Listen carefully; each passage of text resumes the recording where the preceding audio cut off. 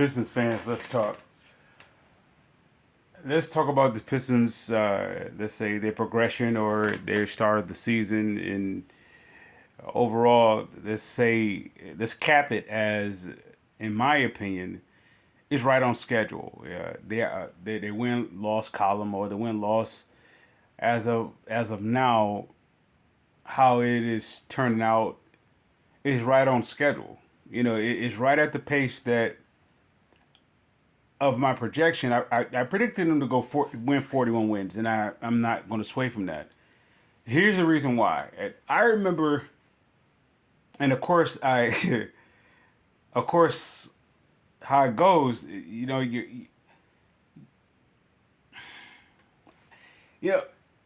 the fans do this thing. Okay, let's say I want to say Detroiters, or even the content makers. They do it this way. All right, when it comes to Detroit professional teams or the state of Michigan professional teams or collegiate whatever, they want to. I don't know, maybe because Michigan is not a well, I want to say a well recognized state for the sake of, I don't know, as a go to destination. It doesn't get the proper justification that is due. So it like the content makers or the fans of those professional teams or collegiate teams, they want to compare the teams that they are connected with in terms of location to other teams that are favorable, of the spotlight that is. And it's an unfair thing, but at the same time, this is why I go on to say where the Pistons are right now, where they currently are in terms of the win and loss column, they are right on pace for my 41 win prediction. If I were to say the losing, is that a good thing? That's actually is a great thing. I wouldn't have I wouldn't have written it any better. That's how it's starting off out the gate. So it does two things. The individuals that's bashing the team have been bashing the team for quite some time. Well, never mind them. Those are bandwagoners. I don't want to call out any names. What they would do is they throw stones at the team until the team does what they want them to do, and then that's when they start to applaud or give some kind of recognition. I don't want to say recommendation, but they try to give them some kind of a, I don't know, reward, or they justify them knocking them down. The Pistons team is. It put me in mind of the Going to Work crew when not when they first was being built, but when it was going to contention for the title. This is when right before they made the trade for Rasheed. They was losing like 11 out of 14 games or something like that. I don't know. It was like a rocky start. I think it was Larry Brown first year. Now, what we saying? What I mean by that? Larry Brown was coming in to be as the guy to get them over the hump per se. The team was up under Rick Carlisle was a pretty much decent team, and it was going in and it was going in the direction of getting to the finals. They was there. They got to the Eastern Conference Finals, and I believe they were swept by New Jersey. So Larry Brown comes in to be this matured, experienced X's and O's, and some way you could say dot the I's, cross the T type of guy to get them over the hump. And he did exactly just that. And of course, they go on to win the title. But his first go around with the team, they lost a good chunk of games in his first 14, 15 games of the season, or something like that. I don't know. Forgive me for not having the exact numbers. And he lost amount. He lost a significant amount. And the reason why he lost a significant amount, for number one, he did not build that team. He did not build that team. Right? His actual input, he wanted players like Michael Curry on the team, John Barry, Cliff Robinson. He wanted those veterans on this team because you don't have to teach them as much, right? They pretty much seasoned. They know it's very very particularly, I could say specifically, in the Larry Brown. I don't want to say system, but how Larry Brown coach. He wants a guy that's ready to go. He's going to do some teaching, some correcting, some direction, so to speak. But he wants guys that's already pretty much familiar, like how it. I don't want to say how to win, but how to play, how to win. All right, now when you take into account with Monty Williams, somebody will say, well, he's a good coach to have, and the fans here will want him to duplicate or to be a duplicate of what he did in the likes of in Phoenix. All right, he had a team that wasn't really that was okay, but then he took them to the heights of going to the finals. The fans here wanted to do the similar success. Okay, now two things you got to take into account. Number one, when that team was being constructed, Monty Williams was there, somewhat, and he was able to put in the process. And at the same time, the fans also had to take this in consideration. He was part of the process of them developing.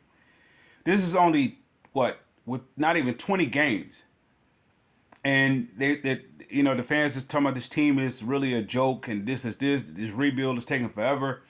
You got to take in everything, and the reason why they say it is a joke and the rebuild is not going anywhere because they're trying to compare it to the Lions. All right, now I have to address this because it makes a very significant point. Now everybody's on the Lions fan, the bandwagon, the fan trail. They're successful. They're the best. This is yada yada yada. But the same people that were saying that was also the same people that were saying like, the Fords need to sell the team. The Fords don't know what they're doing. The Fords did this, or they need to get rid of Matthew Stafford. They needed to get this. This coach is no good. That coach is no good. What then they the Patricia thing. That's the same people that's all of a sudden applauding this team was also the same people that was actually throwing rocks at the team at first for not 10 games, not for 4 years. We're talking about since 91. They was throwing rocks at this team. So, what if you want to? This is why it's so laughable when they say that the Pistons need to be like the Lions. The Lions haven't even done anything yet. They haven't even won a division yet. The Vikings is coming. Anyway, so they haven't won a division, let alone they haven't even won the conference. They're not even a contender for the Super Bowl, in my opinion. Some people may say that because they're on a hot streak and they look unbeatable, but they look unbeatable until you got to get that rough part of the season, where injuries start piling up or teams really start to figure you out and they take away this, take away that. You got to play through the adversity. You got to play through the growing pains. You got to play through all these different things. And then you'll see what you have at the end. The Lions still haven't done anything. Am I discrediting what they did? No. They've done what they're supposed to have done in terms of each year of improvement. And this is the reason why I take shots at the Lions fans, because they don't take in consideration of how where they are now, what had to take place before they was able to get to this place. I applaud Bob Quinn all the time as the Lions' best general manager. And here's the reason why, and I will continue to beat this drum for this reason. Bob Quinn had to clean out all of what Mayhew and Matt Millen did. He had to clear out all of their stuff and still have nothing to work with. Then at the same time, put them in a position, if he brought in acquisitions or players in, as contributors, he had a way for them to give him up under it. At the same time, he has to find a point where he can build off of. Well, okay, I guess you could say build off of what Cardwell did, but what Cardwell did was build off what Mayhew and Matt Millen did, which there was no wiggle room with it. It's at a dead stop. So that would be an 8-8, 9-7. So he has to be able to build within that something that's going to be solid. And he tried once and he tried twice, and which was the offensive line. The Lions their current success is based off of what Bob Quinn did. Brad Holmes didn't do anything. Up to this very point, all he just did was just dot the I's, cross the T's. No different than what Larry Brown did. Now, in comparison to Monty Williams, or you could say Troy Weaver, they have to they have to do 5 different jobs at one time. Forgive me. What Dwayne Casey did and Troy Weaver did, they had to clear out all of what the blunders of the reign of the last stint of Joe Dumars' reign. After they won a title, if you look at the Pistons went down.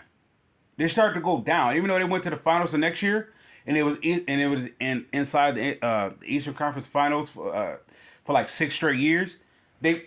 Their additions, bringing in, their personnel addition, whatever.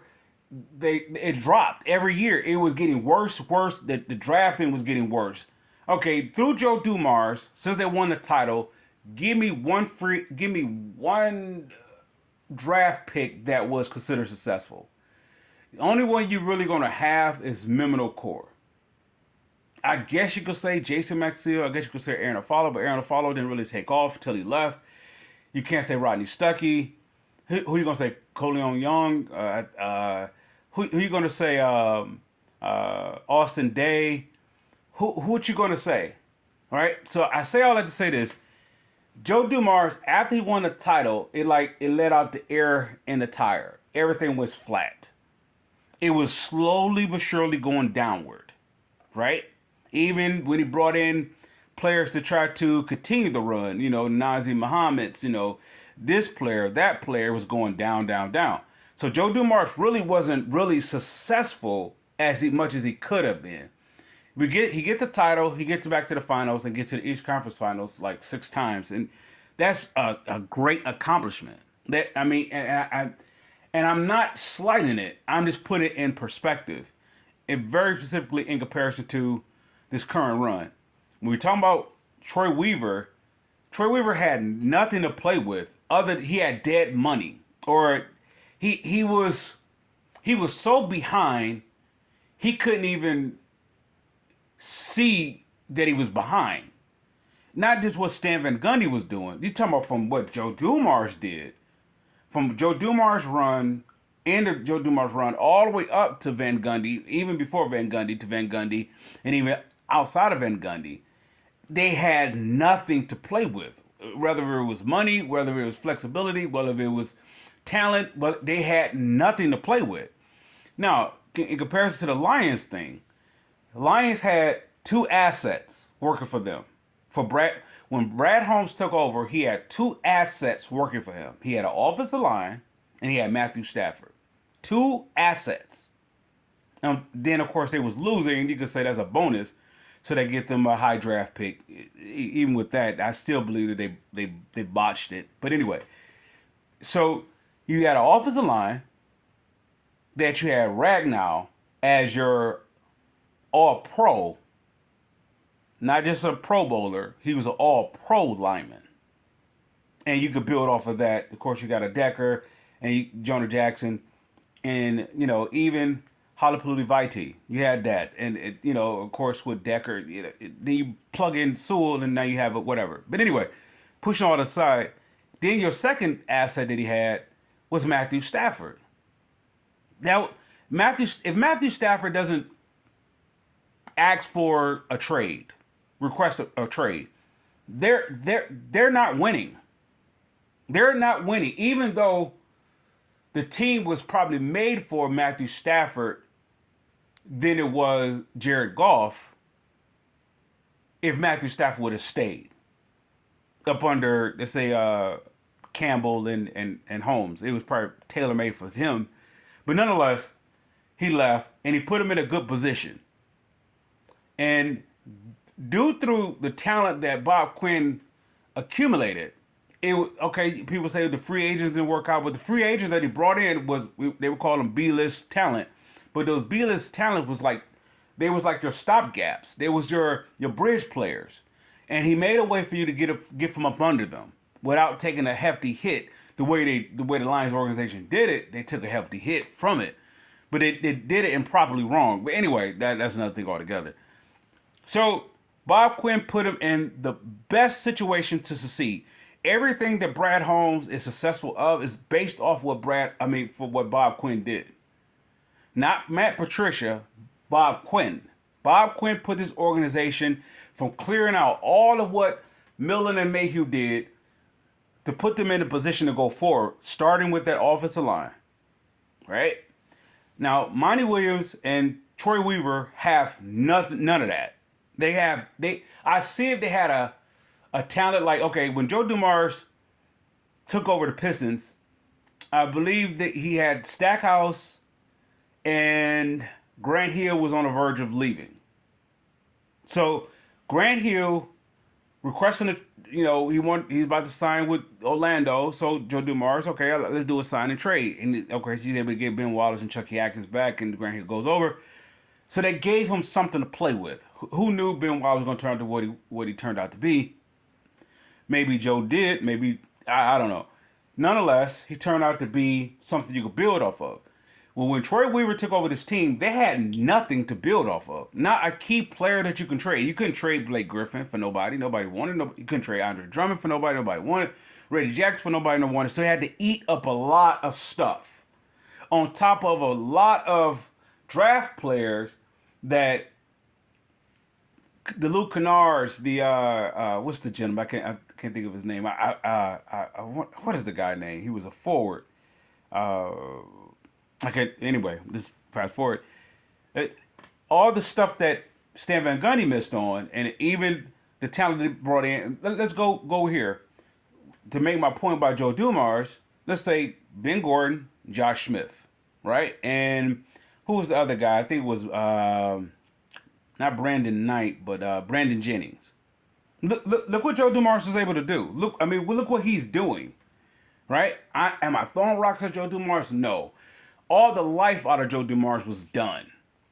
He was done after they won that title, and they went back, and it was in the East Conference. I think after so many people was, his brother, I believe Bill Davison. Who was the other gentleman? That was part of the franchise. I can't think of his name right now, but he was around for so many years to help them scout talent and so forth. He passed away. It was just so much. Joe Dumars needed to get out of there, but he needed to get out of there on a somewhat of a salvageable good note. So everything that he was doing, at the same time, the team was in a position to get ready to sell the team. So it was an ugly situation after they won the title. Now, if they had Melo, I'm going to say that if they had Melo, I don't want to say Wade, but I will say if they had Melo over anybody else, the way that it turned out, it wouldn't have been so ugly, and he had something to build with or to trade with. Now look at Troy Weaver, and look at Dwayne Casey, what they had to go through. They have nothing to play with, nothing to trade, nothing, no assets. So right where they are at a place where the fans are saying, I want them to win. But the only reason why you said you want them to win because you're comparing them to the Lions. Because the Lions are currently winning since half of last year. But when they first started off last year, they started off like losing like so many games. And then, of course, the fans said they flipped the switch and they turned it on. They started winning. All right, this is only less than 10 games or not even 15 games into the season, and the Pistons could do the same thing. It don't take much. Now, what am I saying? I'm saying by this, the Pistons actually are in a right place to win based upon the talent that Troy Weaver accumulated.